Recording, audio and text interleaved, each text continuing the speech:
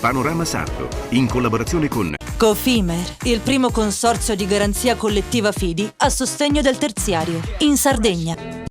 Con Remosa, l'energia green del futuro è di casa. Su Entu, vini nuovi da terre antiche. Fratelli Cellino, la qualità è emozione.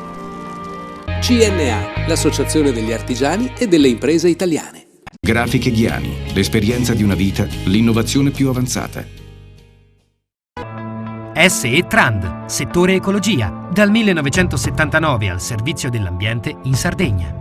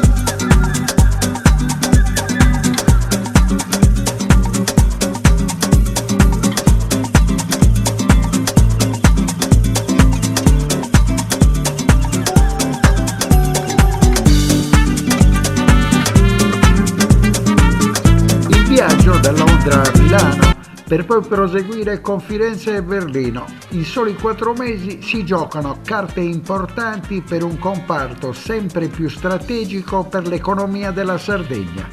Dopo il successo in novembre alla World Travel Market di Londra e alla vigilia dell'appuntamento di questo fine settimana con Turisma a Firenze, che precede l'appuntamento con la Fiera del Mercato delle Vacanze Europeo in programma dal 3 al 5 marzo a Berlino, è stata una passerella di consensi per la nostra regione anche la settimana della Borsa Internazionale del Turismo di Milano Rho.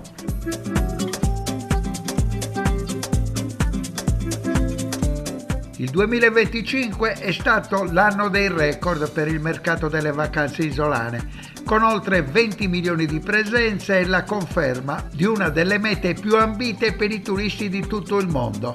Superata per la prima volta la soglia storica in termini di arrivo con un più 15% rispetto al 2024. Nel bilancio sardo è significativo anche il dato relativo alla bassa stagione, con un incremento costante dei flussi che testimonia la crescente attrattività dell'isola al di là dell'estate. Al quadro positivo hanno contribuito i dati ufficiali degli aeroporti sardi, con oltre 11 milioni di passeggeri ed una crescita del più 5% rispetto all'anno precedente. A questi numeri si deve aggiungere anche un più 30% della capacità ricettiva in soli 12 mesi, segno di un sistema sempre più strutturato e competitivo. La Sardegna è stata la regina italiana della BIT di Milano per l'assegnazione della Best Destination in Travel per il 2026, unica regione europea. Cala Golorizet, classificata la spiaggia più bella del mondo, e di 18 nuovi siti UNESCO che ne fanno meta culturale di livello unico in ambito internazionale. La Sardegna suscita un'attenzione molto particolare perché siamo Best Destination in Travel per il 2026, unica regione europea, ma abbiamo ancora la spiaggia più bella del mondo che è Cala Golorizet e presentiamo i 18 nuovi siti UNESCO, ma soprattutto facciamo il bilancio della stagione 2025 che è stata davvero esaltante, con numeri eclatanti, un più 15% che si somma al più 15% dello scorso anno, e con il superamento per la prima volta nella storia di quella barriera che forse è anche psicologica dei 20 milioni di presenze che abbiamo superato abbondantemente, sfiorando circa i 22 milioni di presenze, ma un altro record superato è anche quello dei 5 milioni di arrivi nelle nostre strutture ricettive alberghiere ed extraalberghiere. È la prima volta che alla BIT, quindi a poco più di un mese dalla chiusura dell'anno solare, riusciamo a presentare dati attendibili, per quanto ancora sull'extraalberghiero i numeri possano ulteriormente migliorare perché non tutti hanno ancora fatto le dichiarazioni di rito. Normalmente questi dati ce li avevamo tra fine marzo e i primi di aprile, quindi abbiamo anticipato la raccolta dati e questo ci serve anche per pianificare la prossima stagione che, al netto della immagine negativa delle coste devastate che è stata veicolata dai media internazionali relativamente al ciclone Harry, il primo ciclone del Mediterraneo, pensiamo che possano esserci tutte le condizioni per poter confermare questi numeri che sono davvero molto significativi. Numeri che sono particolarmente significativi soprattutto perché fanno registrare incrementi superiori al 40-45%, addirittura novembre e dicembre superiori al 50% in bassa stagione, cioè nei mesi di gennaio, febbraio, marzo e ottobre, novembre e dicembre. Ottobre ormai ha gli stessi numeri di maggio più o meno e quindi è davvero significativo anche il fatto che ci sia una correlazione diretta tra grandi eventi e incremento delle presenze. I grandi eventi presentiamo 13 cartelloni, circa 500 eventi complessivamente, ma quest'anno abbiamo anche 2 eventi fuori bando che sono davvero eventi importantissimi per la Sardegna. Uno è il ritorno dopo 15 anni del giro professionistico di ciclismo, il Giro di Sardegna. Già abbiamo delle squadre che si stanno allenando e stanno occupando i nostri hotel dell'interno della Sardegna, e poi a maggio l'apertura della 38esima America's Cup che partirà proprio da Cagliari e sarà un buon viatico per la finale che si terrà a Napoli l'anno successivo della prima edizione italiana della Louis Vuitton America's Cup.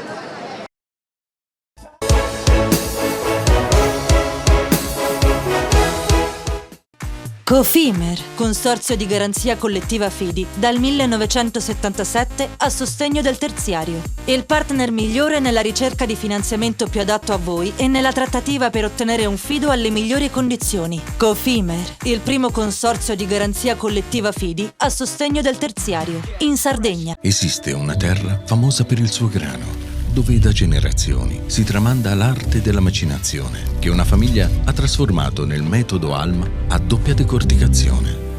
Alma, dal latino anima, perché macina solo l'anima del chicco, quella più pura, che dà alla pasta un colore brillante e un gusto intenso.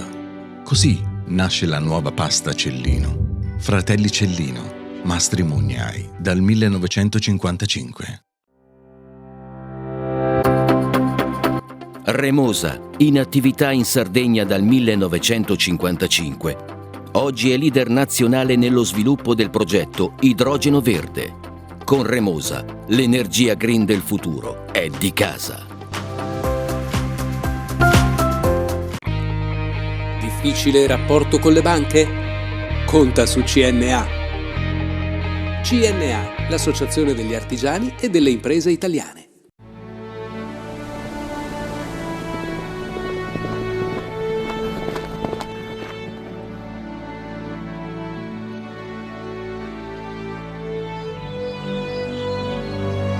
Nel cuore della Sardegna esiste un luogo dove natura e bellezza si incontrano. È qui che nascono i vini della cantina Suentu. Suentu, vini nuovi da terre antiche. Fai impresa, la fai bene, meriti credito. Le garanzie diventano importanti. Il fondo di garanzia agevola il tuo accesso al credito. Se una banca ti presta denaro, hai garanzia a prima richiesta. Se ottieni 100, la garanzia copre fino a 80. La maggior parte delle garanzie è gratis. Il dettaglio sul sito spheres.it. Siamo la più grande industria tipografica della Sardegna. Dall'81 stampiamo tutte le tirature, su tutti i supporti e con le tecnologie più avanzate del settore, garantendoti elevatissima qualità e la più totale dedizione e cura. Grafiche Ghiani, l'esperienza di una vita, l'innovazione più avanzata. Setrand, settore ecologia. Mettiamo a disposizione la nostra struttura organizzativa fornendo un valido supporto per la gestione dei rifiuti speciali pericolosi e non pericolosi. Grazie agli impianti innovativi ed al costante sviluppo tecnico recuperiamo oltre il 70% dei rifiuti da noi gestiti. Dal 1979 al servizio dell'ambiente in Sardegna.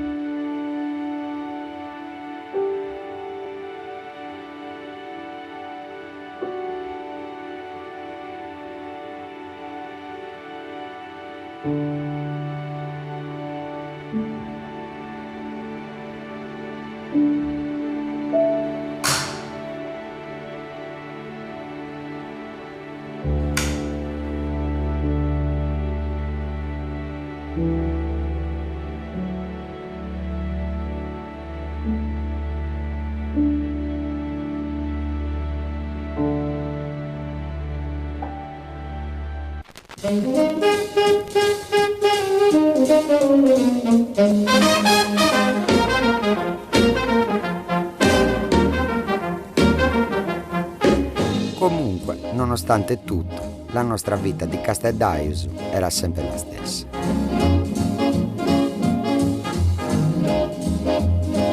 Che è venuta a Cagliari nel 1944 per suonare al Lido per le truppe americane.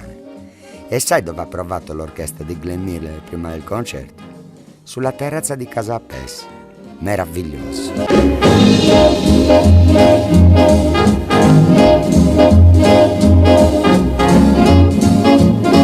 Vernissage al Cerce di Cagliari per la grande mostra fotografica dedicata a Mario Pes, tra i più straordinari interpreti della fotografia sarda del Novecento. L'esposizione rappresenta il momento culminante del progetto Mario Pes in Progress, che ha avuto un importante precedente espositivo nello spazio Lisso a Nuoro e che negli ultimi mesi ha riportato al centro dell'attenzione critica e pubblica una figura chiave della cultura visiva del XX secolo, attraverso una serie di appuntamenti editoriali e filmici a Cagliari.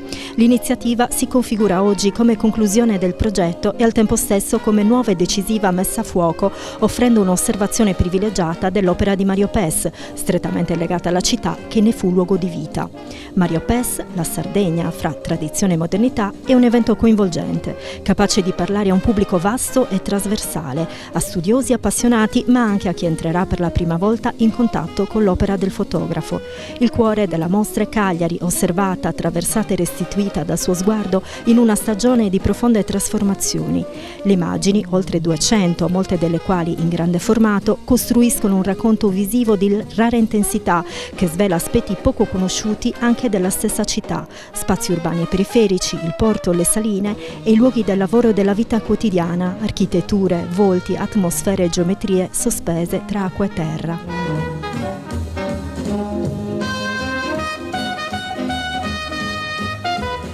Dal libro, dalla creatura editoriale alla mostra oggi. Quali sono state le emozioni ma anche le difficoltà di ricostruire tutto il corpus di Mario Pes? Le difficoltà sono state notevoli, infatti ho impiegato parecchi anni a ricostruire questo archivio che è andato completamente perduto e quindi c'è stata intanto una ricognizione negli archivi pubblici dove però in genere si trovano le foto di archeologia industriale, cioè dei lavori che Pes ha seguito come fotografo. Mancava tutta quella parte etnografica e documentaria che pure lui ha sviluppato con molta intensità nella sua carriera.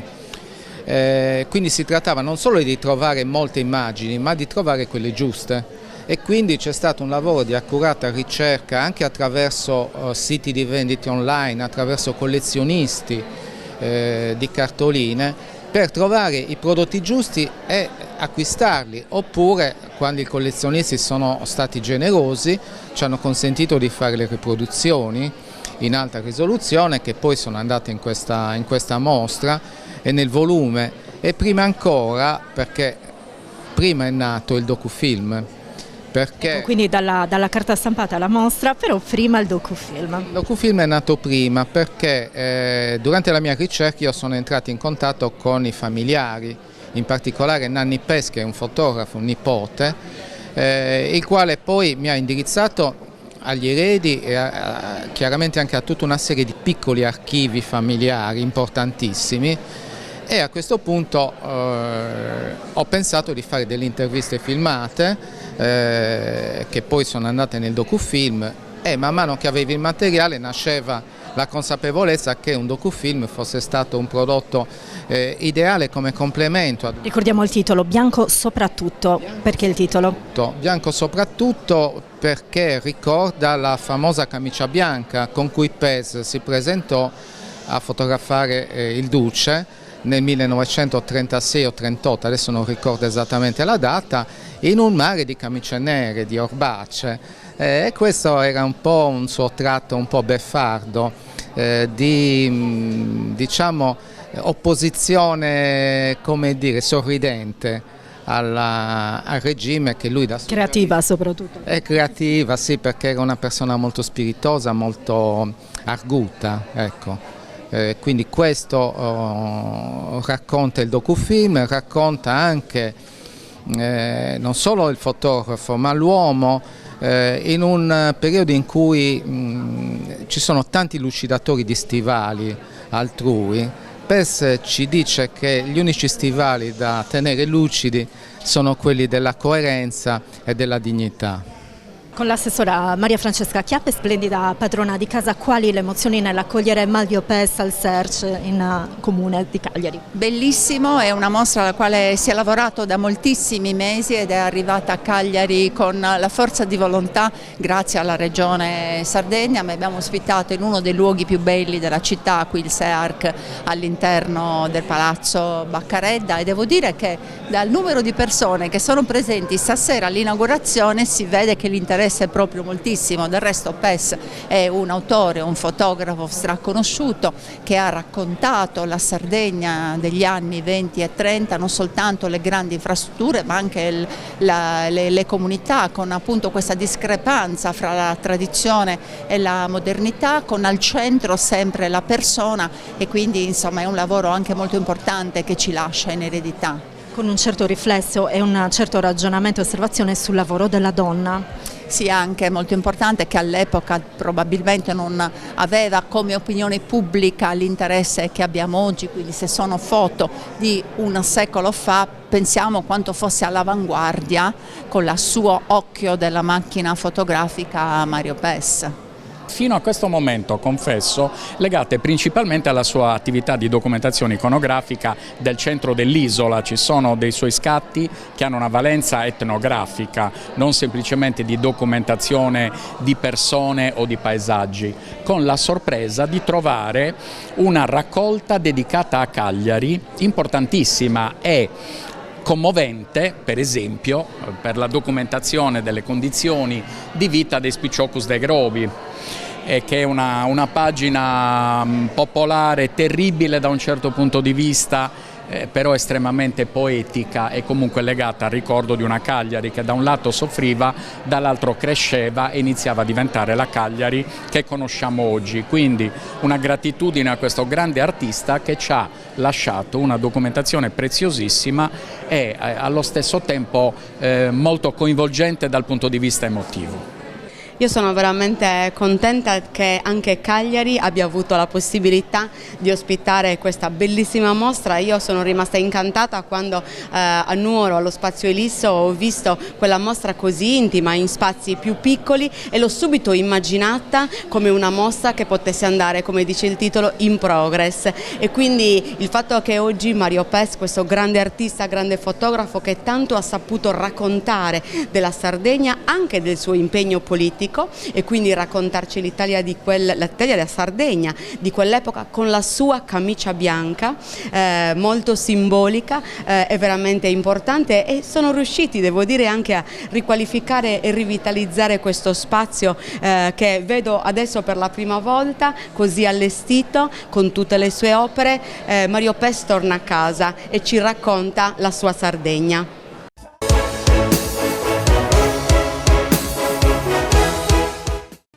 Cofimer, consorzio di garanzia collettiva Fidi, dal 1977 a sostegno del terziario. Il partner migliore nella ricerca di finanziamento più adatto a voi e nella trattativa per ottenere un fido alle migliori condizioni. Cofimer, il primo consorzio di garanzia collettiva Fidi a sostegno del terziario, in Sardegna.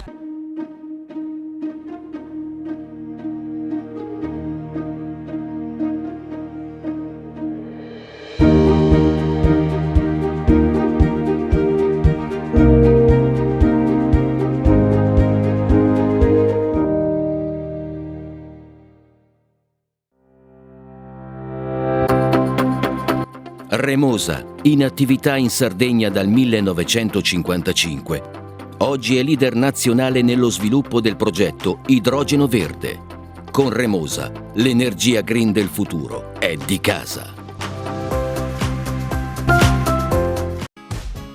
Fai impresa, la fai bene, meriti credito. Non c'è solo il credito bancario. Con i mini bond e le cambiali finanziarie coperti dal fondo di garanzia, i tuoi progetti trovano nuovi investitori che credono in te. Contatta Spheres.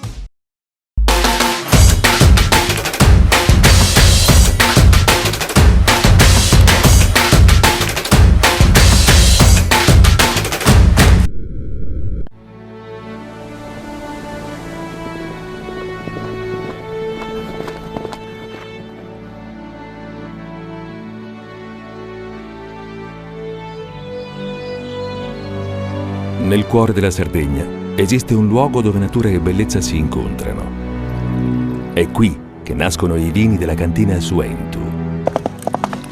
Suentu, vini nuovi da terre antiche.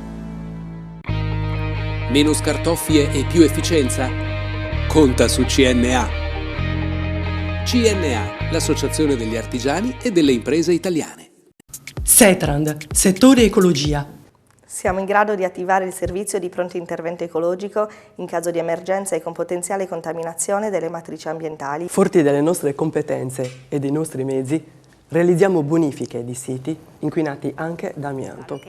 Dal 1979 al servizio dell'ambiente in Sardegna.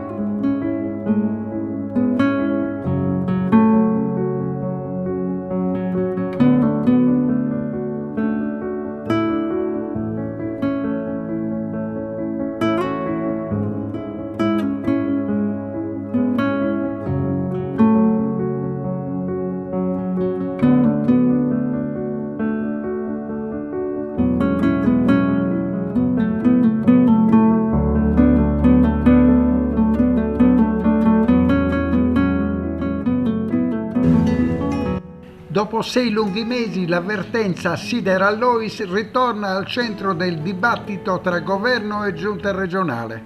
Era datata 17 settembre 2025, l'ultima riunione nella sede del Ministero delle Imprese del Made in Italy, mentre i 330 lavoratori in mobilità dell'azienda sulcitana avevano potuto contare sull'ultimo assegno da neanche 500 euro a dicembre.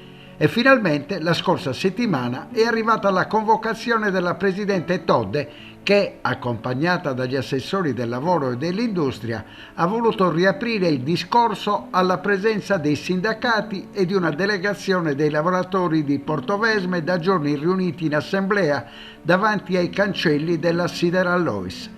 Da sottolineare che alla vigilia del vertice promosso dalla Presidente, le segreterie nazionali di CGIL e CISL-UIL avevano denunciato l'insostenibile muro di gomma in cui versa la vicenda, le reiterate richieste di incontro, le denunce sulla gestione e sui problemi alla presenza delle varie istituzioni nazionali e locali, tutti passaggi rimasti dallo scorso autunno inascoltati. Sullo stabilimento di Portovesme, proseguiva la nota dei rappresentanti dei lavoratori, sembra di assistere alla messa in scena di una non presa di coscienza che centinaia di famiglie attendono una risposta alla soluzione di un'avvertenza lunghissima. I vari governi ci hanno promesso che sarebbe stato rivisto anche l'ammortizzatore sociale utilizzato, che è anche adesso messo in discussione, senza che vi sia stata proposta alcuna di come sostenere il reddito delle famiglie di Portovesme. In assenza di risposte, i lavoratori, conclude la nota, e i loro rappresentanti saranno costretti a mettere in campo qualsiasi azione di lotta perché questo è l'ennesimo affronto alla loro dignità. Il dialogo, come abbiamo visto, oggi si è riaperto per volontà della Regione, ma senza lo stesso impegno del governo più volte sollecitato, soprattutto dei ministeri delle imprese e del lavoro. Le vertenze del Sulcis non avranno una soluzione concreta. Nel corso del vertice dei giorni scorsi è stato confermato che la Sardegna punta ancora sul comparto industriale, partendo da quello che già è presente e implementandolo. Il tutto attraverso quello che l'assessore regionale Emanuele Cani chiama cambio di paradigma. Secondo Cani ci sono delle vertenze importanti che la Giunta vuole risolvere e su cui si sta lavorando se sarà concreta la promessa di collaborazione del governo. La volontà è quella di un rilancio vero e proprio in un sistema integrato che guarda all'intero paese. Proprio per questo motivo, secondo l'assessore, ha ancora senso parlare di industria in una realtà come la Sardegna, che sta al centro del Mediterraneo e non può esimersi dal fatto di essere parte di una politica industriale che guarda ancora all'importanza strategica del manifatturiero. Tenendo conto che l'ultima novità sono le materie prime critiche che sono necessarie per il Paese, solo nel Sulcis gli investimenti legati alla grande industria della metallurgia non ferrosa valgono circa 1 miliardo di euro. Si tratta di risorse cui è legato il rilancio di Euralumina con un investimento di 300 milioni di euro, tanti quanti sono programmati per Siderallois e per la Portovesme. La proprietà italo-svizzera di Glencore ha annunciato di essere impegnata nel portare avanti un progetto per la produzione di litio per le batterie che vale quasi $500 milioni. A questi impegni si aggiungono poi le risorse messe a disposizione dal Just Transition Fund che valgono 357 milioni di euro e sono state stanziate proprio per rilanciare la zona del Sulcis Iglesiente. La cosa che è emersa al tavolo è anche il riconoscimento del lavoro fatto dagli assessori, sia l'assessore all'industria che l'assessore al lavoro. Era importante ovviamente collaborare con il governo per cosa che è stata fatta e l'ho riconosciuto anche al tavolo, in particolare la ministra Calderone si è spesa molto anche per proporre l'emendamento e per portare e per chiudere diciamo, la vicenda, e quindi quando il lavoro viene fatto in maniera corretta va anche riconosciuto. Quello che è emerso al tavolo è che questo tema, che è stata la scusa anche per poter fare il punto relativamente alla situazione in Sulcis, deve avere una spinta ulteriore che vede tutti uniti, anche i consiglieri regionali del territorio che erano qua oggi presenti, deve consistere proprio nel fatto di andare ad una richiesta che il nostro metodo interassessoriale, quindi il fatto di lavorare insieme con il lavoro, con l'ambiente, con l'industria, venga portato anche a livello governativo, perché quello che succede è che probabilmente i tavoli che noi stiamo avendo al MIMIT non sono più sufficienti, perché sono tavoli per una singola vertenza, quindi invece è necessario in questo momento avere un tavolo complessivo che possa parlare di quello che sono le esigenze del territorio.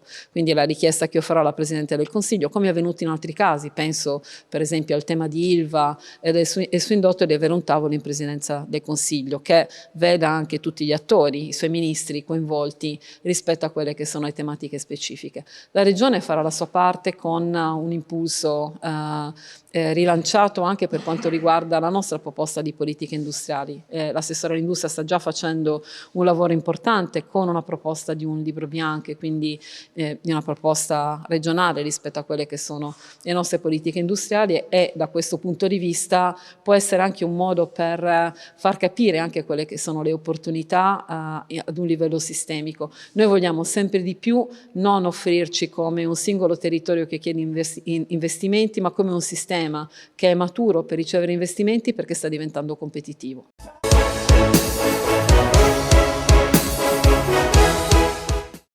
Cofimer, consorzio di garanzia collettiva Fidi, dal 1977 a sostegno del terziario. Il partner migliore nella ricerca di finanziamento più adatto a voi e nella trattativa per ottenere un fido alle migliori condizioni. Cofimer, il primo consorzio di garanzia collettiva Fidi a sostegno del terziario, in Sardegna.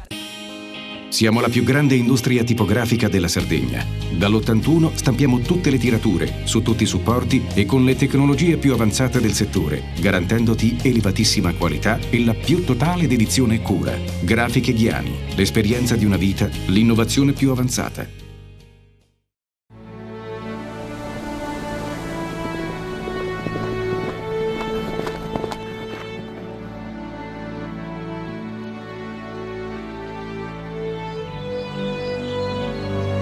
Nel cuore della Sardegna esiste un luogo dove natura e bellezza si incontrano. È qui che nascono i vini della cantina Suentu. Suentu, vini nuovi da terre antiche. Nessuno lotta per la tua impresa? Conta su CNA. CNA, l'associazione degli artigiani e delle imprese italiane. Remosa, in attività in Sardegna dal 1955.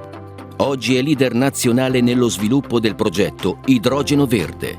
Con Remosa, l'energia green del futuro è di casa. Fai impresa, la fai bene, meriti credito. Le garanzie diventano importanti. Il fondo di garanzia agevola il tuo accesso al credito. Se una banca ti presta denaro, hai garanzia a prima richiesta. Se ottieni 100, la garanzia copre fino a 80. La maggior parte delle garanzie è gratis. I dettagli sul sito sfirso.it. Fratelli Cellino, mettiamo la nostra qualità in buone mani. La farina per i professionisti. Nuovo mulino, nuove farine. Setrand, settore ecologia. Mettiamo a disposizione la nostra struttura organizzativa fornendo un valido supporto per la gestione dei rifiuti pericolosi e non pericolosi, in linea con la nostra certificazione EMA. Dal 1979 al servizio dell'ambiente in Sardegna.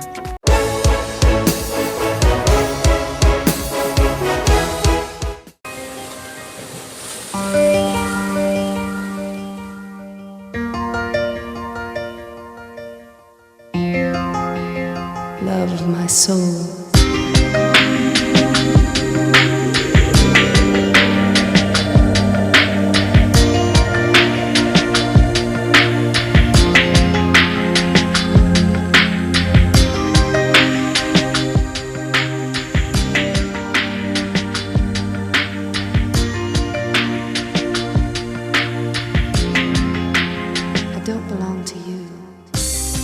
Nel fine settimana nell'Oristanese si segnala una nuova iniziativa di Federterziario Sardegna per un press tour tra i tesori gastronomici del territorio, dalla vernaccia al riso alla bottarga.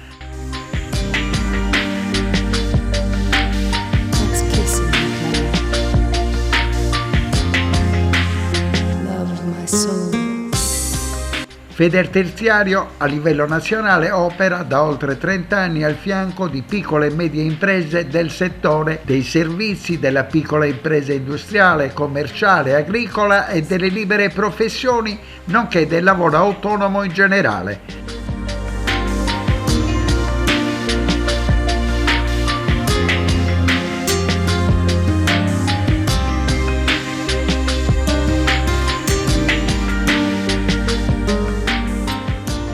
Sono state 3 le aziende scelte: la storica Cantina del Rimedio, l'azienda risicola Passiu e la Bottarga di Cabras.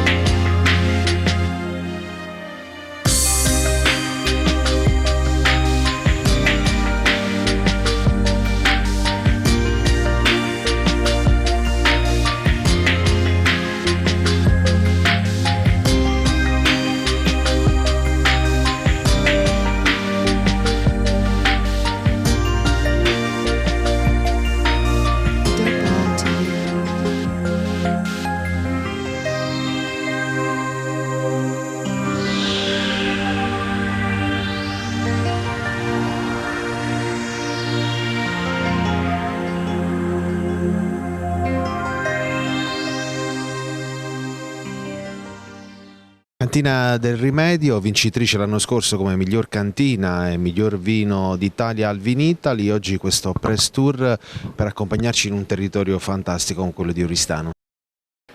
Sì, siamo molto contenti di aver portato in Sardegna e ad Oristano questo prestigioso riconoscimento. Questo ci fa molto onore perché valorizza ancora di più quello che è il nostro vitigno più importante, cioè la Vernaccia di Oristano, non solo nella sua versione classica ma anche nella sua versione spumante, che è la versione più innovativa oggi presente sul mercato e che ci dà quindi motivazione e carica per continuare questo percorso di innovazione e di crescita.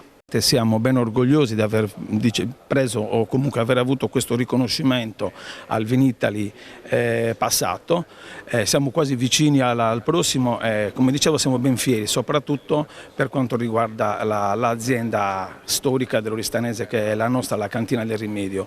Il premio ricevuto per quanto riguarda lo spumante Aristanis, soprattutto perché come ho detto prima richiama il prodotto Vernaccia, e poi non solo, è stato dato all'azienda il premio come miglior cantina proprio perché ci sono stati diversi premi che hanno ripreso le diverse referenze, partendo dal Canonò, tornando alla Vernaccia classica, allo spumante ma anche al vermentino.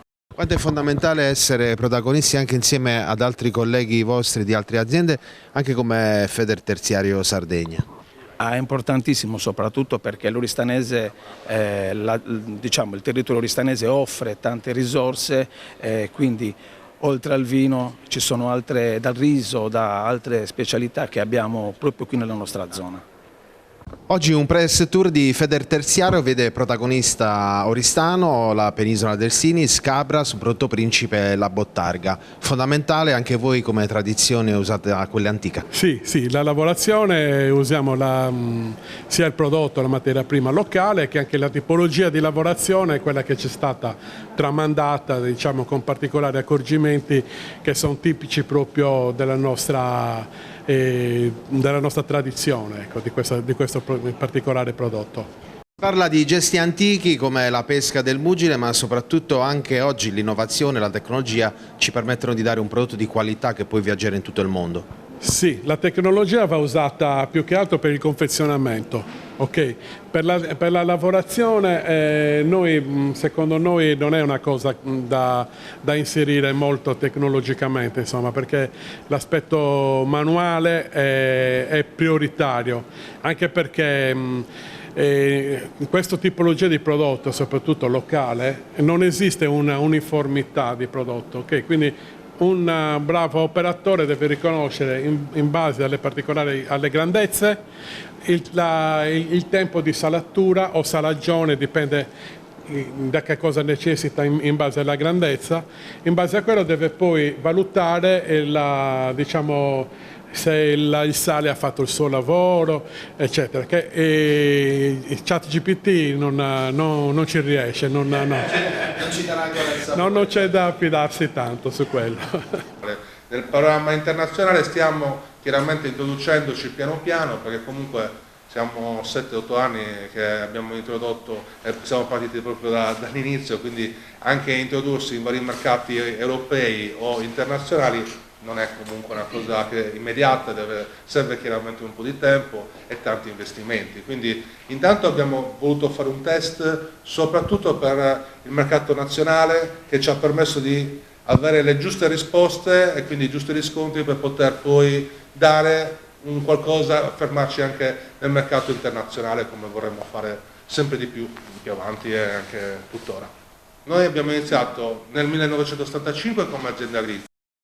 Con l'ingresso mio e comunque anche con appunto la seconda generazione abbiamo potuto avviare questo progetto, che è poi il brand Risopassiu, che ci ha permesso di, in un certo senso, puntare su tutte quelle nicchie, quei risi di qualità antichi per lo più, che ci permettessero un po' di distinguerci, utilizzando però tutto quel buono che c'era in Sardegna dato dal clima, il terreno e tutto quello che comunque ci permette di avere delle rese un po' più alte per giustificare anche un po' le rese basse della varietà stessa. Un prodotto sardo commercializzato in Sardegna, in Italia, con l'estero, come posso dire? Sì, siamo sicuramente più attivi nel panorama regionale e anche nel panorama nazionale. Siamo nel territorio importante dell'Oristanese. Federterziario Sardegna ha iniziato questo press tour con dei giornalisti che vengono dall'estero e vogliono raccontare quello che vedono in Sardegna e parlano di internazionalizzazione, ossia quello che i nostri imprenditori sardi possono fare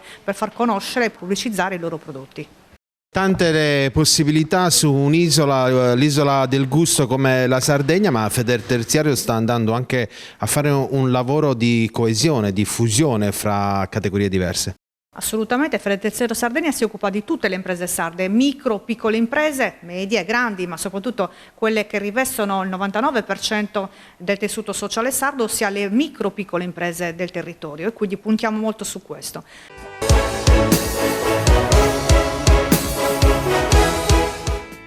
Cofimer, consorzio di garanzia collettiva Fidi, dal 1977 a sostegno del terziario. Il partner migliore nella ricerca di finanziamento più adatto a voi e nella trattativa per ottenere un fido alle migliori condizioni. Cofimer, il primo consorzio di garanzia collettiva Fidi a sostegno del terziario, in Sardegna.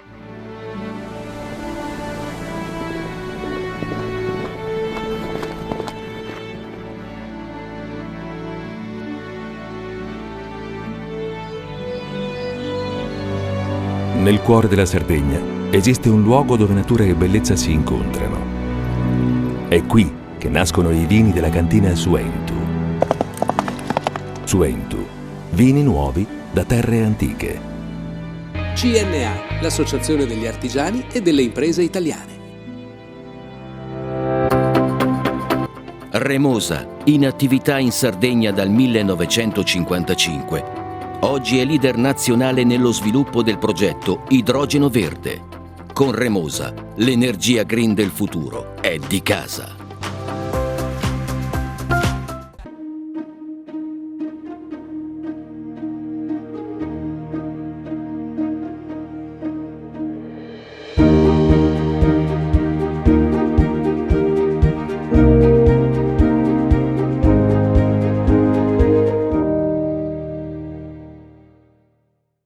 Fai impresa, la fai bene, meriti credito. Le garanzie diventano importanti. Il fondo di garanzia agevola il tuo accesso al credito. Se una banca ti presta denaro, hai garanzia a prima richiesta. Se ottieni 100, la garanzia copre fino a 80. La maggior parte delle garanzie è gratis. I dettagli sul sito sfirso.it.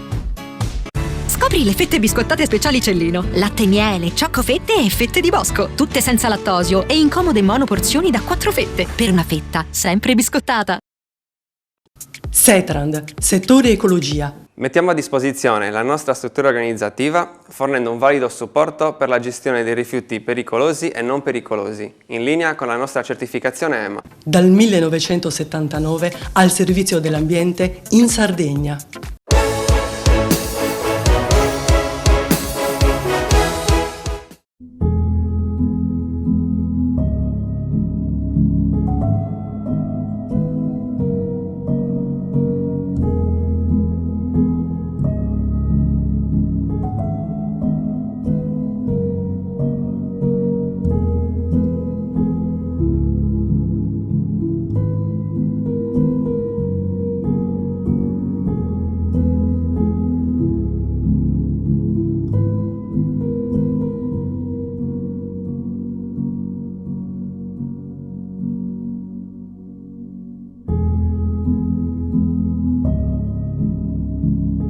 Nell'aula magna della Facoltà di Ingegneria si è concluso stamane a Cagliari il percorso regionale partito dall'auditorium del Centro Ricerche Sottacarbo sulla valorizzazione delle biomasse residuali, promosso da Ricerca sul Sistema Energetico RSE, Università di Cagliari, nell'ambito del SPOC 7 del progetto Ecosystem of Innovation for Next Generation Sardinia, finanziato dal Piano Nazionale di Ripresa e Resilienza. L'aula magna della Facoltà di Ingegneria ha ospitato la Regione, istituzioni, imprenditori, comunità e associazioni impegnati nel settore dell'ecosostenibilità energetica, da rinnovabili e filiere operative, compresi gli autori della ricerca, i vertici dell'Atenea e alcuni dei principali stakeholder isolani.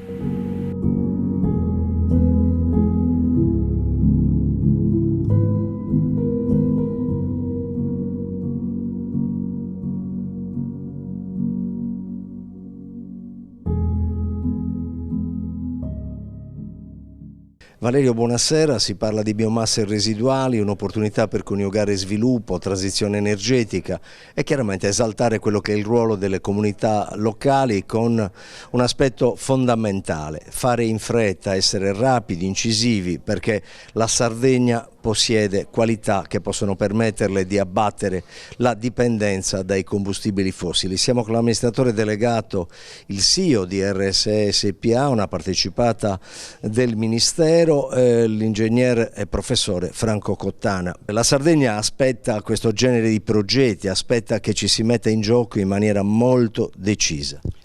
La Sardegna già utilizza un 10% di bioenergie complessivamente, ma può arrivare al 30% del suo fabbisogno energetico.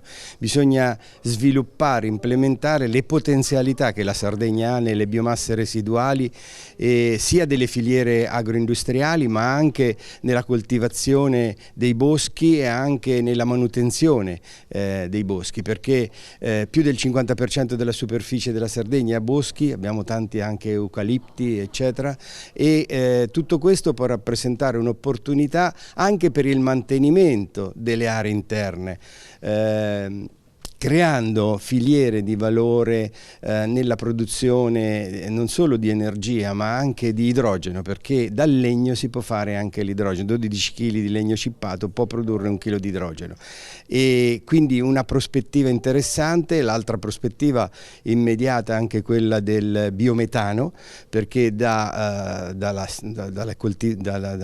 allevamenti è possibile avere diciamo residui di queste attività che possono permettere di fare biogas e poi dal biogas fare il biometano, perché il biogas è fatto il 50% di anidride carbonica e il 50% proprio di metano.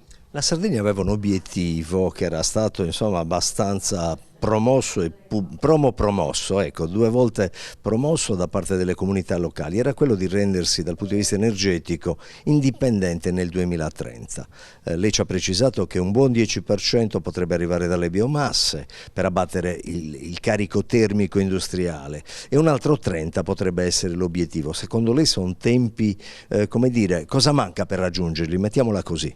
Allora, nel campo delle biomasse mancano un po' le infrastrutture logistiche, perché le biomasse sono distribuite sul territorio, quindi potrebbe essere interessante e utile realizzare delle logistiche per la raccolta di queste biomasse, per concentrarle negli impianti e produrre tanto biofuel quanto altri tipi di energia, soprattutto termica in particolare. Dopodiché bisogna aiutare gli imprenditori a realizzare quelle filiere che possono dare un valore aggiunto al territorio, non solo per uso energetico. Consideriamo, ripeto, la manutenzione dei boschi, la sentieristica e tutto il processo di presidio delle aree interne che permette appunto di mantenere il paesaggio, di mantenere anche l'assorbimento dell'anidride carbonica da parte dei boschi, che purtroppo aggrediti sempre più spesso dagli incendi potrebbero invece riemettere l'anidride carbonica che assorbono ogni 30 anni, invece diciamo sarebbe utile utilizzarli per l'energia e gli altri usi. Nel suo incontro nell'aula magna dell'Università di Cagliari, che è capofila scientifico col professor Pilo del progetto sulle biomasse, lei ha citato un episodio che riguarda il Montiferru. Cos'è accaduto nel 2021?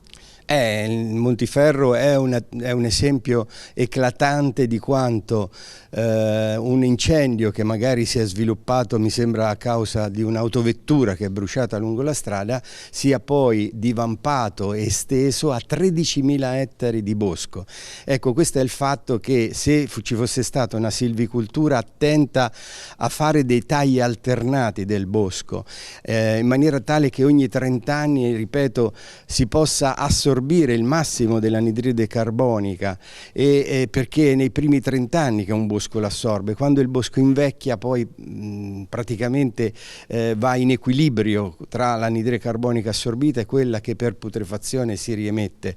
Ecco, questo sarebbe stato utile, ma soprattutto sarebbe stato importante, o è importante, attivare delle filiere che permettano di creare reddito, creare economia, per dare non solo autonomia energetica alla Sardegna, ma anche presidio delle aree interne, ripeto, e anche valore e lavoro a diciamo giovani che possono rimanere nel territorio. Chiudiamo con un dettaglio. Quell'incendio su 13.000 ettari, quanta anidride carbonica ha prodotto? Ha prodotto tanta anidride carbonica, si stima circa 2,5 milioni di tonnellate, che è più o meno l'equivalente di quanto tutte le autovetture della Sardegna emettono in un anno. Quindi in 4 giorni è stata riemessa quell'anidride carbonica che quegli alberi avevano messo 30 anni per stoccarla, immagazzinarla, proprio prelevandola dall'atmosfera.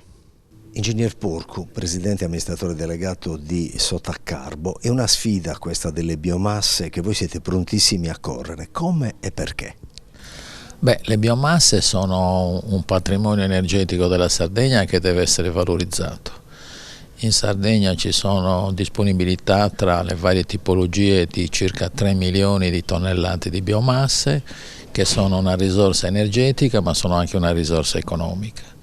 Le biomasse possono essere utilizzate con diverse tecnologie, le più interessanti e promettenti sono quelle della digestione anaerobica, che sono già utilizzate per la trasformazione in biogas della frazione organica dei rifiuti urbani. Poi ci sono comunque moltissime qualità di rifiuti che possono essere gassificati e quindi possono alimentare una filiera di tutela dell'ambiente, ma soprattutto una filiera tecnologica ed economica che può generare sviluppo per la Sardegna, oltre a fare bene all'ambiente. Ecco, per la messa a terra, lei che ne ha viste tante, cosa manca?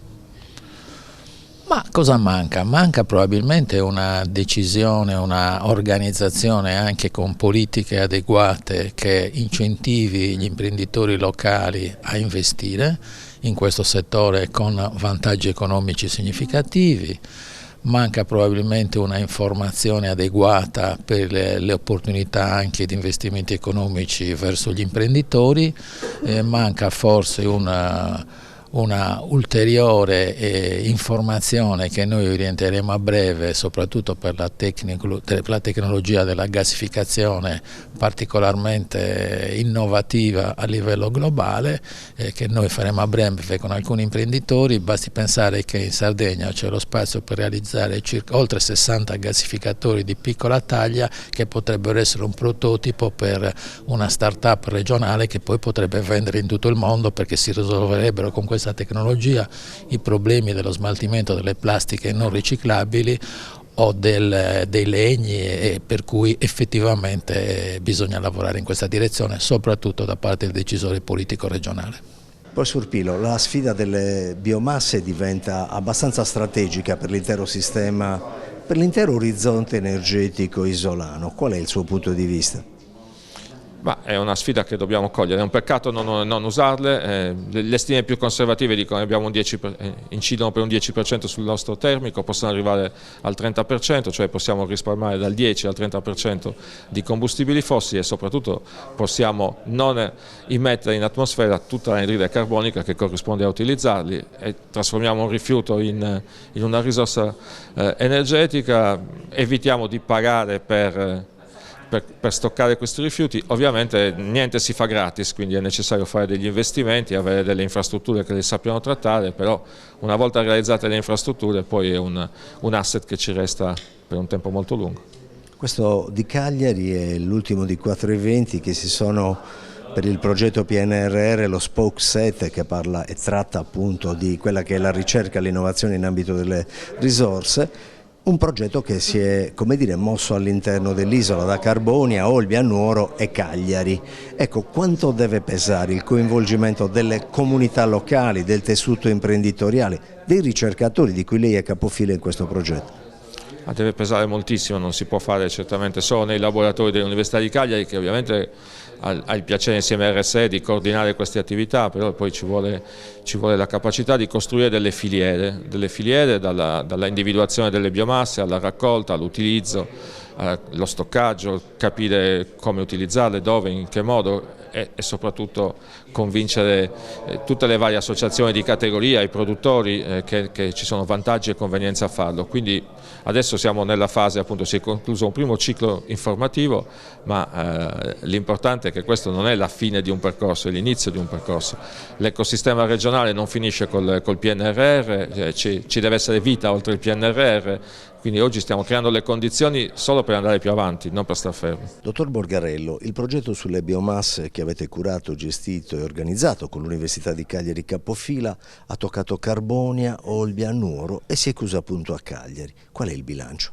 Il bilancio è molto positivo. Nei primi 3 appuntamenti abbiamo ascoltato il territorio, abbiamo intervistato e sentito il parere degli amministratori locali. Ora siamo a Cagliari per tirare la sintesi di questo processo e vedere come la politica, quindi la regione e la Confindustria e tutte le associazioni possono dare poi quegli strumenti per poter attuare il programma che abbiamo proposto e presentato. Ecco, la sintesi è che nelle 4 tappe si è emerso questo fattore. Il decisore politico ha ormai le potenzialità, gli strumenti per poter decidere. È questo che manca?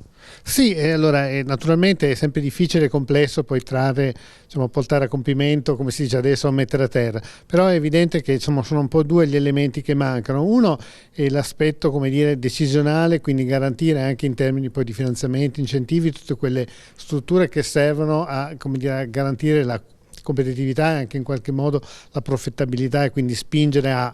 E la seconda parte è il mondo imprenditoriale che deve garantire le infrastrutture, garantire i servizi e tutto quel sistema tale da rendere fertile e poi consentire di sviluppare le bioenergie. Ecco, sulle bioenergie ma anche su altri sviluppi di innovazione tecnologica nell'ambito della transizione, Sotacarbo a Carbonia e Uniolbia e Cipnes a Olbia hanno mostrato, come dire, di essere pronti a giocare una partita importante. Lei come la vede? Sì, esatto, questo è un elemento importante, anche non è una sorpresa ma è stato piacevole rivederlo, cioè le tecnologie esistono, quindi non si tratta di partire da zero, ma si tratta di mettere a terra appunto le tecnologie, magari dandole quell'ultimo miglio per renderle più efficienti e più opportune, però non partiamo da zero, quindi il quadro è molto incoraggiante e positivo. Assessore, si parla di biomasse, un progetto che fa capo allo Spoke Set del PNRR, di EINS, i progetti di innovazione e sviluppo, con RSE e l'Università di Cagliari capofila, e la Regione attenta osservatrice. Quali sono i motivi da cui trarre forza e interesse per il decisore politico?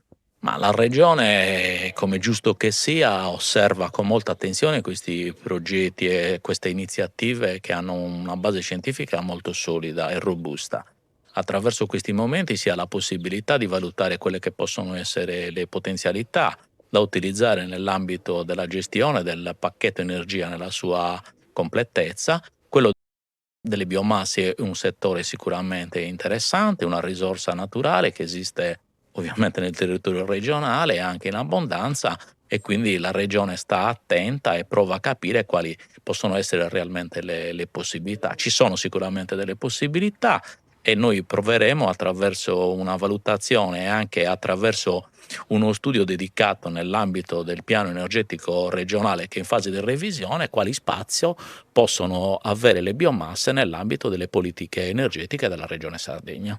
Ecco, lei si è fatto un'idea di quali possano essere le ricadute, anche così a spanne, non è esattamente scientifico, di quali possano essere le ricadute sul territorio dell'affrancamento di questo processo faticoso per affrancarsi dal combustibile fossile? Ma sicuramente le ricadute possono essere molteplici dal punto di vista occupazionale, per esempio, nel senso che l'utilizzo delle biomasse nel loro insieme, quindi non solo le biomasse da scarto, ma anche quelle da lavorazione boschiva, per esempio, possono costituire una risorsa e generare occupazione, non solo nell'ambito dello sfruttamento della risorsa in quanto tale ai fini della produzione di energia, ma anche per la possibilità, per esempio, di manutenere tutto il comparto boschivo e quindi poter, come dire, lasciare i territori l'opportunità, cedere ai territori l'opportunità di occupare tante persone, nell'ambito, per esempio, della manutenzione boschiva.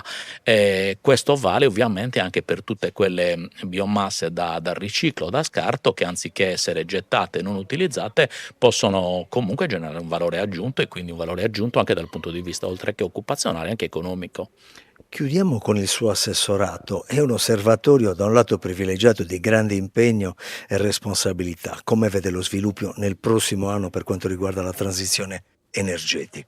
Ma noi siamo un po', come dire, osservati come Regione Sardegna. La nostra è un'isola meravigliosa che ha tanto sole e tanto vento, e quindi ha generato anche soprattutto grande interesse per le grosse società che hanno presentato progetti su cui noi abbiamo fatto chiaramente una nostra valutazione.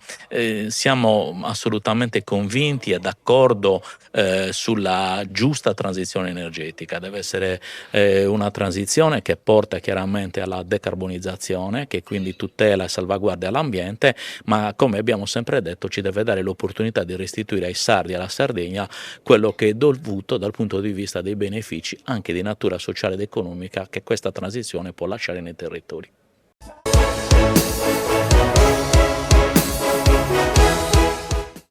Cofimer, Consorzio di Garanzia Collettiva Fidi, dal 1977 a sostegno del terziario. Il partner migliore nella ricerca di finanziamento più adatto a voi e nella trattativa per ottenere un fido alle migliori condizioni. Cofimer, il primo consorzio di garanzia collettiva Fidi a sostegno del terziario, in Sardegna.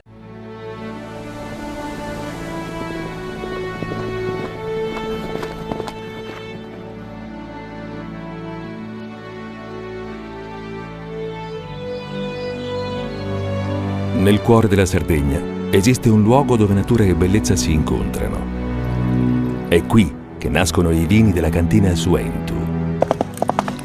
Suentu, vini nuovi da terre antiche. Meno scartoffie e più efficienza? Conta su CNA. CNA, l'associazione degli artigiani e delle imprese italiane. Fai impresa, la fai bene, meriti credito. Le garanzie diventano importanti. Il fondo di garanzia agevola il tuo accesso al credito. Se una banca ti presta denaro, hai garanzia a prima richiesta. Se ottieni 100, la garanzia copre fino a 80. La maggior parte delle garanzie è gratis. Il dettaglio sul sito spheres.it. Remosa, in attività in Sardegna dal 1955. Oggi è leader nazionale nello sviluppo del progetto Idrogeno Verde. Con Remosa, l'energia green del futuro è di casa. Tutto inizia da un amore. Le farine, i mangimi, la pasta, le fette biscottate, la distribuzione, l'ospitalità. Dal 1953, Gruppo Cellino. Non c'è limite ai sogni. Siamo la più grande industria tipografica della Sardegna. Dall'81 stampiamo tutte le tirature, su tutti i supporti e con le tecnologie più avanzate del settore, garantendoti elevatissima qualità e la più totale dedizione e cura. Grafiche Ghiani, l'esperienza di una vita, l'innovazione più avanzata. Setrand, settore ecologia. Forti delle nostre competenze e dei nostri mezzi, realizziamo bonifiche di siti inquinati anche da amianto. Mettiamo a disposizione la nostra struttura organizzativa fornendo un valido supporto per la gestione dei rifiuti pericolosi e non pericolosi, in linea con la nostra certificazione EMA. Dal 1979 al servizio dell'ambiente in Sardegna.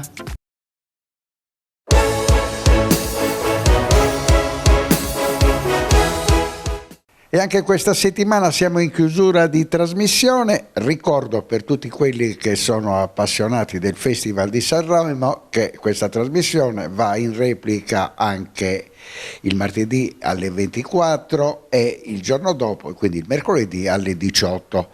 Parliamo in chiusura di trasmissione dei 2 report che ha proposto la CNA, l'ultimo dei quali nella giornata di oggi, ma partiamo dal primo. Il primo ci parla di inflazione in calo in Sardegna, addirittura per certi versi vede ridursi la percentuale del 100%. Ma che cosa è successo? Soprattutto nel mese di novembre, che è stato quello che ha avuto l'inflazione più bassa. Beh, nel nostro report affrontiamo il tema dell'inflazione, della dinamica dei prezzi, ma lo facciamo anche contestualmente all'analisi di alcuni altri importanti indicatori che hanno riflessi significativi sull'economia della Sardegna, come il tema dei salari e del reddito. È vero, l'inflazione nel 2025 si è contratta in maniera significativa. Nell'ultima parte dell'anno, a cui lei faceva riferimento, si è quasi azzerata, più 0,7%, rispetto a una dinamica nazionale che è nell'ordine dell'1,5%. Per quanto riguarda i settori c'è stata una contrazione dello 0,4% nell'abbigliamento e nei trasporti, incrementi significativi nel settore della ristorazione e dei servizi, ma gli unici settori che hanno avuto una dinamica di crescita dei prezzi superiore alla media nazionale sono i settori relativi ai servizi, soprattutto alle bevande e agli alimentari. Il dato di fondo però, noi lo commentiamo nel nostro report, la riduzione dell'inflazione è un fattore significativo, però come diciamo nel report, se si accompagna come in Sardegna a una progressiva riduzione dei redditi, quindi di famiglie e lavoratori, questi sono fatti che inevitabilmente producono un rallentamento del sistema economico. E qui c'è la parte, quindi la nota negativa che esaminiamo nel report e che appunto ci dice che per quanto riguarda i redditi la dinamica negli ultimi 5 anni è fortemente negativa. Il reddito medio di un lavoratore dipendente in Sardegna si è deprezzato di 1.700 euro all'anno, quindi una riduzione del 5,4% che è esattamente il doppio della media nazionale. Se poi prendiamo come riferimento il dato del 2010, la Sardegna si colloca, ha perso, c'è stata i redditi dei lavoratori hanno avuto una contrazione del 15%, anche qui quasi il doppio della media nazionale. Ecco, questa chiave di lettura ci dice, ha effetti significativi perché produce un rallentamento dell'economia e ci porta a una condizione di stagnazione. E quindi il tema è il tema dello sviluppo, della crescita e quindi come far crescere appunto i redditi e i salari. Tutto questo può essere fatto se si attiva una dinamica appunto di crescita economica e ovviamente si fanno crescere i salari, ma per far questo serve produrre elementi di specializzazione del sistema economico che deve essere qualificato soprattutto da un punto di vista dell'offerta e del tessuto produttivo. Segretario Porco, ho bisogno di 2 puntualizzazioni. Quando voi parlate di reddito medio annuo in Sardegna dei lavoratori dipendenti, si parla di una discesa da 32.700 di media a 31.000, quindi con questa perdita di 1.700 euro nei 12 mesi. Ma parliamo di redditi lordi o netti? Questi sono i redditi lordi che ovviamente poi producono anche da un punto di vista del netto la riduzione a cui noi facevamo accenno e quindi l'elemento di preoccupazione è appunto questa dinamica di una propensione che riduce i consumi e raffredda anche il tentativo, diciamo, di crescita. Senza redditi disponibili le famiglie non consumano, l'economia si ferma. Quindi noi parliamo di un reddito medio netto nel portafoglio di 25.000 euro. Sì, e la perdita annua è dell'entità che ricordavo prima, ma se guardiamo la progressione dell'ultimo quindicennio siamo dentro una scala che vede ovviamente i redditi dei dipendenti e delle famiglie in generale deprezzarsi in maniera significativa e non tenere il passo della dinamica e dell'aumento dei prezzi. Quindi abbiamo detto, tengono pochi settori, quello dell'alimentare, del beveraggio, si viaggia di meno, quindi ci sono meno soldi disponibili per viaggiare, ci si veste di meno, abbigliamento soprattutto, ma questa Sardegna che è Cenerentola a livello nazionale in termini di inflazioni, a che cosa è dovuto? Qual è il problema? Esaminiamo nel report come il biennio 2022-2023 la spinta inflazionistica è stata più elevata. La Sardegna era tra le regioni in assoluto che aveva l'inflazione più alta, anche perché in quel periodo la causa era l'energia e i trasporti. Poi inevitabilmente c'è un processo di raffreddamento dell'economia che non è solo sardo, ma in Sardegna questo processo ha indici che sono crescenti e sono legati proprio al fatto che la capacità reddituale di spesa del sistema economico, quindi delle famiglie e dei dipendenti, si è via via ridotto, e questo produce ovviamente un effetto di rallentamento dell'economia. Quindi generalmente la riduzione dell'inflazione, l'inflazione ideale per poter sostenere anche i processi di crescita è intorno al 2%. Al di sotto di questa soglia rischia di accompagnarsi con una minore capacità di spesa, e se appunto il reddito deflette noi abbiamo un combinato disposto di questi fenomeni che poi rischia appunto di produrre un restringimento della base produttiva e una minor crescita economica. Quindi un report assolutamente negativo. Qualche nota migliore nel report dell'ufficio stampa della CNA di oggi, dove si parla di appalti, però sono dati positivi che devono essere analizzati, soprattutto per quel che riguarda le imprese sarde. C'è una crescita importante degli appalti, ma come sempre accade sono solamente i grandi appalti a essere protagonisti. Sì, c'è una crescita significativa nel 2025 rispetto al 2024 che ha, come dire, dovuta, perché ha riguardato un po' tutti i soggetti, tutte le stazioni appaltanti, tutti i committenti, anche perché siamo in una fase di chiusura del PNRR. Questo ha portato a un'accelerazione del numero dei bandi messi in gara e anche del valore, circa 1,7 miliardi, con un valore medio di 1.900.000 euro, e quindi la crescita da un punto di vista del valore è stata intorno al 36%. E notiamo nel report il fenomeno a cui lei faceva riferimento di una polarizzazione, di una concentrazione del mercato verso i bandi di grande dimensione. Crescono tutti e c'è una crescita significativa, il 70% degli importi mandati in gara riguarda gli appalti sopra i 5 milioni di euro, c'è una crescita dimensionale in tutte le categorie, solo i microappalti, quelli al di sotto di 150.000 euro, flettono del 15%. E quindi siamo di fronte a un processo di concentrazione del mercato, e quindi significa grandi lavori, maxi gare, e ovviamente queste sono appannaggio di soggetti strutturati. Per poter gestire lavori complessi, appalti di costruzione, di gestione, di manutenzione, affidamento di servizi, servono imprese ovviamente strutturate, capacità gestionali, organizzative, know-how e anche ovviamente spalle robuste da un punto di vista finanziario. Tendenzialmente questi grandi lavori ovviamente sono appannaggio delle imprese che arrivano dal continente. Questa questione, come diciamo nel report, quindi della polarizzazione sulle grandi gare, insieme alla fine del PNRR, sono gli elementi di criticità che il sistema delle imprese sarde, quindi dell'offerta in generale, dovrà confrontarsi nei prossimi mesi e nei prossimi anni. Ecco, in questo percorso abbiamo dei protagonisti. Un tempo, 2 anni fa, 3 anni fa, grandi protagonisti erano l'ANAS e poi quel che riguardava il tentativo di rimettere in piedi la rete idrica della nostra regione.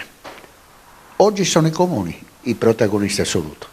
Sì, i comuni mandano in gara quasi un quarto dei lavori complessivi e sono i soggetti che oggettivamente in assoluto in questa fase crescono sia in termini numerici che di valore.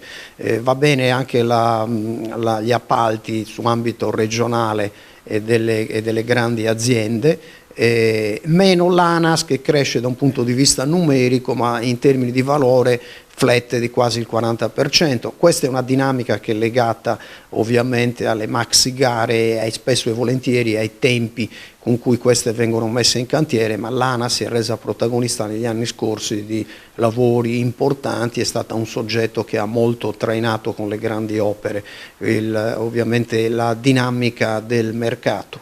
La prospettiva è che probabilmente andiamo incontro a una fase che non farà mancare quel volume di risorse e di investimenti di cui abbiamo goduto da un punto di vista delle opere pubbliche nel corso di questi anni, e questo significa che non avremo, se volessimo usare un termine balneare, quell'alta marea che solleva un po' tutti i battelli, grandi e piccoli, ma ci ritroveremo in una condizione un po' più asfittica e quindi gli elementi di criticità per il nostro sistema di imprese, che è rimasto comunque in una condizione di debolezza strutturale, si faranno sentire. Per quanto riguarda, siamo nella fase di costruzione del rapporto appunto sullo Stato, sulla filiera delle costruzioni sul 2025, dove tracciamo consuntivo e previsioni per il 2026. Tendenzialmente questa fase di trascinamento del PNRR ancora abbiamo volumi, come abbiamo visto, importanti, perché qui oggi parliamo dell'annualità 2025 dei bandi messi in gara. È evidente che poi c'è tutta la fase di assegnazione e di realizzazione dei lavori, e di questa fase ovviamente il sistema delle imprese godrà e avrà ancora beneficio per un periodo, anche se gradualmente ovviamente le opere del PNRR andranno a morire. Nella classifica nazionale comunque in questo settore, quello degli appalti, grandi in prima pagina, piccoli in fondo alla classifica, siamo quarti a livello nazionale. Sì, la Sardegna da un punto di vista della crescita numerica in comparazione con le regioni italiane è quarta per numero di termini di crescita, per numero di bandi mandati in gara, ed è la quinta regione per valore complessivo in termini di incremento, e quindi, come dire, abbiamo una posizione da questo punto di vista di assoluto favore. All'orizzonte ci sono 2 grandi temi che vengono riportati in questi giorni in prima pagina, soprattutto nel fine settimana sulla Nuova Sardegna si parlava della definizione di questo progetto di unificazione degli aeroporti. Qual è la vostra posizione? Ormai si è capito che si sta andando a definire un processo di piena integrazione degli aeroporti sardi. Noi, abbiamo detto dall'inizio, guardiamo con favore a un progetto che appunto mette insieme gli aeroporti sardi, e questo consentirà sinergie. Lo si fa attraverso soggetti che hanno una dimensione pubblica importante, che sono sotto il controllo dello Stato, e questo è un elemento di garanzia, e noi auspichiamo che poi vi sia una componente locale e che quindi riguarda i soggetti, chiamiamoli privati, col sistema delle imprese attraverso ovviamente le camere di commercio, ma soprattutto la fondazione e, ancora più importante, la Regione Sardegna, che devono avere un ruolo, perché da un punto di vista della prospettiva i soggetti sardi locali devono poter avere un potere decisionale in grado di poter influire sugli indirizzi che riguardano il volo aereo, e quindi la possibilità in entrata e in uscita dalla Sardegna di assicurare i flussi che sono vitali per il nostro sistema economico. Conclusione riguarda l'altro grande sogno in prospettiva futura che si chiama Eastern Telescope. Si è raggiunto questo accordo con la Germania che dovrebbe portarci alla definizione di questo grande percorso verso il futuro a livello europeo, a livello internazionale. Ce lo auguriamo tutti, il fatto stesso che a noi sia unita la Germania nella forma a cui lei richiamava dovrebbe dare ulteriori chance per ottenere finalmente l'aggiudicazione di questa candidatura e poi camminare spediti nella realizzazione di un processo che nei prossimi anni, se così sarà, potrà produrre gli effetti significativi che nel corso di questi mesi tutti abbiamo, commentato come straordinariamente importanti per garantire alla Sardegna un asset che consentono da un punto di vista economico, ma non solo, di poter procedere su un processo di modernizzazione e di sviluppo. Segretario, non voglio lasciarla senza una domanda che molto probabilmente si aspettano i telespettatori, ma il passaggio, l'adeguamento green del 70% delle costruzioni isolane che sono fuori norma, andrà avanti o no? È un grande tema, è evidente che da questo punto di vista c'è uno sforzo complessivo del sistema a tutti i livelli. Quella è una traiettoria di marcia che può essere, rallentata, ma da un punto di vista degli obiettivi e di un'indicazione di medio-lungo periodo è evidente che i sistemi economici tutti, appunto la filiera per intero delle costruzioni, dovranno muoversi per rendere i processi, quindi di realizzazione delle opere a tutti i livelli, pubbliche e private, sostenibili da un punto di vista ambientale. Tutto questo creerà anche straordinarie occasioni di lavoro e consentirà anche al settore di riposizionarsi da un punto di vista qualitativo a un livello superiore, intercettando maestranze qualificate, anche evitando anche l'esodo di capitale umano che, come sappiamo bene, è uno dei grandi problemi che in termini di prospettiva siamo chiamati ad affrontare.